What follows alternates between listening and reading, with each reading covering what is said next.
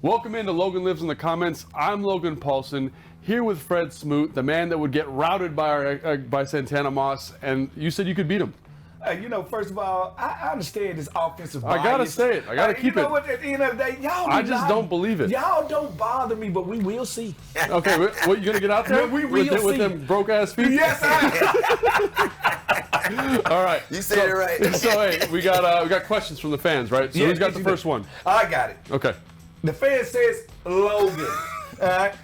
With EB, Eric Bieniemy, taking over as offensive coordinator, seeing what he done with the tight ends in Kansas City, do you see us utilizing all three tight ends, or do you see one tight end primarily getting up, taking over, and becoming the guy? That's a good question. And like any good answer, it's going to be a little bit of both. So let's take a look at the tight ends right here. So what he does a really good job of, EB, is saying, hey, we're going to get all three tight ends on the field when it's advantageous to us, right? And what I mean by that is when you look at what the Denver Broncos are here. They are adding defensive linemen to the field. They have less linebackers on the field. They have less coverage players, more run-stopping players, because 13 personnel is a running formation, right? Yep. So he has found a way in the red zone to maximize the space in the back end.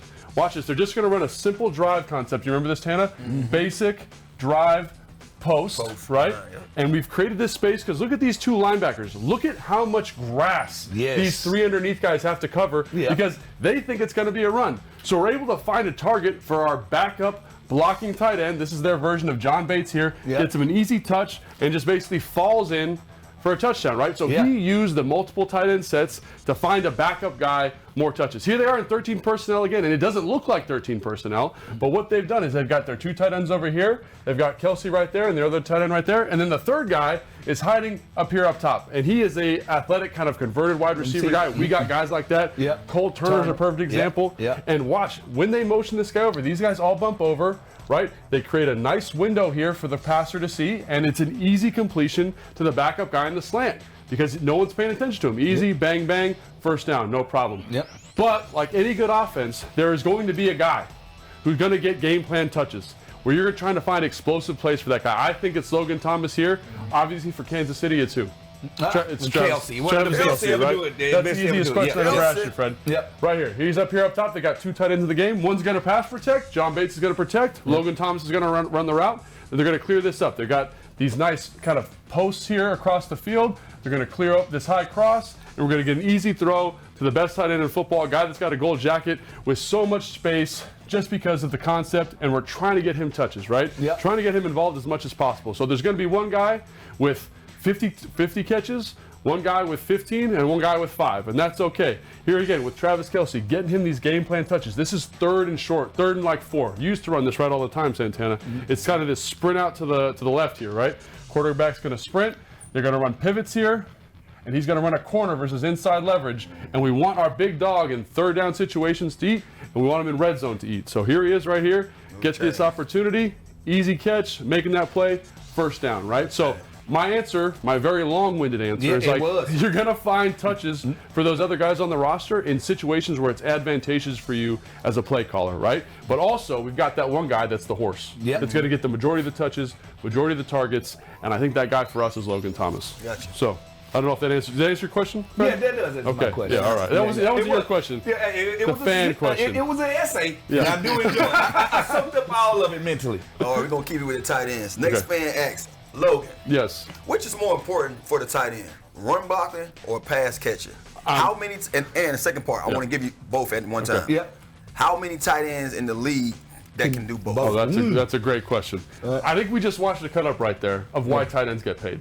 Travis Kelsey is not a great blocker. Like, no offense to him. When he came in, he was a dog, but now he catches between 70 and 80 passes a year. He's going to the Hall of Fame. He led the NFL in receptions a couple years ago. So I think when you look at him, like, that's how guys get paid at the position. I personally think you should be able to do both, but the value of that has decreased dramatically, right? You're not in these situations where you have to be this mauler anymore, block defensive ends, block Sam linebackers. It's a much simpler league from a run standpoint for the tight end. But for me, the guy that I love the most, the guy that I play with in San Francisco, is George Kittle. And one of the reasons I like him the best of those kind of top 3 guys, Darren Waller, Travis Kelsey, Kittle, is because he blocks. He plays the position in a way that is violent. it's physical, it's fun, and I think that's super important while also catching the football. George Kittle has a little cooliness in his game. Yes. Might be a little more faster than Cooley, but he plays the same. Yeah, and so that's why I love it, right? Because he's gritty, he's tough, he's got that wrestling, he's throwing beers up, he's breaking tackles, he's pancaking guys on the ground. I love that. So to me, he's the guy that I say that's the best at the position. It shocks me, especially with you being a bona fide blocker. I thought you would want to be more Tom Rathman than Jay Novacek in this situation. I thought you like, I want somebody to blitz somebody knows on the goal line. But that's how Logan used to do it. But he kept it 1,000. I know, I wanted to say that. He understood what kept him around, but he feel like it's one thing of being around, but I want to get the big bucks. You want to get paid, you got to catch the football. Catch the football. Now, a fan says, Logan, all right, what does Quan Martin from Illinois, the second draft pick we draft, what does he bring to the table, and how is he able to help us win in the next year coming up? I mean, I could give a great answer on this, but I think you, being the defensive expert of the group, probably could give a better answer. Guru. So even though this is Logan Lives in the comments, it's really Logan, Fred, and Tana live in the comments. Actually, I want to tell you the truth. Now that all is in here, it was me by one of my burner accounts. I came in here and I planted this seed right here, so thank you. Yeah, okay. You're giving it back to me. I think he's that Swiss Army knife. Yeah. It's like going camping. You know, I can't tote everything, but I got this one thing in my pocket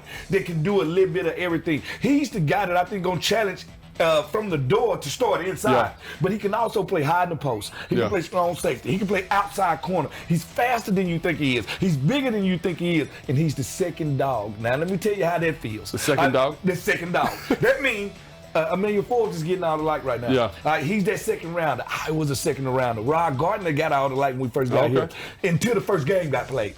Then they understood our second rounder is better than our first rounder, and that's the way it goes. So that chip on his shoulder, yes, he's happy to be drafted. Yes, he's happy to be second round, but nobody's talking about Quan Martin. Nobody's talking about Rich Homie Quan. Nobody said nothing about it. So I'm looking for him to go into camp and say, you know what? I'm going to make y'all remember me from this place. I just know from the talent standpoint, him being coached by Lovie Smith, he knows pro defenses. He's ready for the pro wide receivers. He's going to be one of those guys that when you look back 5 years from now, you're going to be like, that pick right there was a special pick. I agree, and I think like Tana, when we're playing on offense, right? One of the things that I remember being really challenging is when you had a guy that could move in multiple spots. You're like, what coverage are they in? Is this guy blitzing? Is this guy covering over top? And so I do think to me, everyone talks about the defensive line. I really believe he's the guy that's going to make the biggest difference on this defense. So I think that's a great question, and good job using your burner account, Fred. Listen, I try. I try. Great job being a great spokesman for the man. He need to hire you, to tell you the truth. All right, next fan, man, they asked, and this is interesting. This is something I didn't know. So a few fans, were watching Command Center, and they saw that you're an inventor. Fred said he's an inventor. So we'll talk about Fred's thing. But so I invented a piece of exercise equipment. Basically, it's like a little device. It's about 10 pounds. It can go from an ounce of resistance up to 1,000 pounds. I can do deadlifts with it. I can do sprints with it. You can check it out on Instagram at cat_strength. Check it out. Yeah, check it out. So I mean, it's a cool little piece. And Fred has already had some ideas for me about you can buy it online right now. But Fred had some ideas about how to make it better because Fred's got an innovator's mind, right? Inventor's mind. So Fred, you got something really weird though. It's like a floating garden. Basically what I got a grow pod. It's amphibious. At the end of the day, I use no type word on it. It's amphibious. You put it on water, you never have to worry about it. You can grow fruit, you can grow plants, you can grow vegetables 12 months a year, no matter how cold it is outside. It's controlled environment, no pesticide, very natural. So we got some nerds I know. I saw that in the Congo. Last time I took the Congo, they had a grow pod sitting in the forest. They stole it from me. That's pretty cool though, man. So that's awesome. And these are the types of questions that you guys have been leaving in the comments. So please leave more questions because we love answering them, right, guys? Yeah. So thanks for joining us. Tune in next week. Please leave those questions.